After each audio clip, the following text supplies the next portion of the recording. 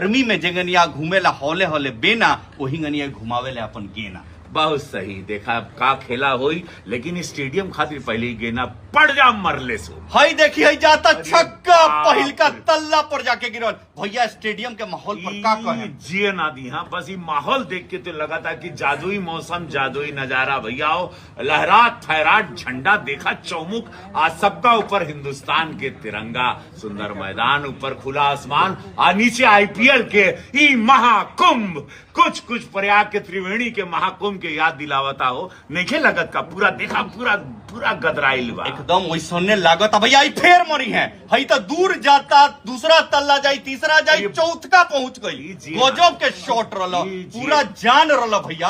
और शायरी जान डाल देले बा एकरा शॉट में। ये जिए ना दी भैया, ये जिए ना दिया, ये कुल ही लगा था कि केहू के जिए ना दी। पगला गइल बा, ये बौरा गइल बा, ये पूरा तूफान बा। दोस्तों ये भोजपुरी कमेंट्री आपको कैसी लगी कमेंट में जरूर बताना।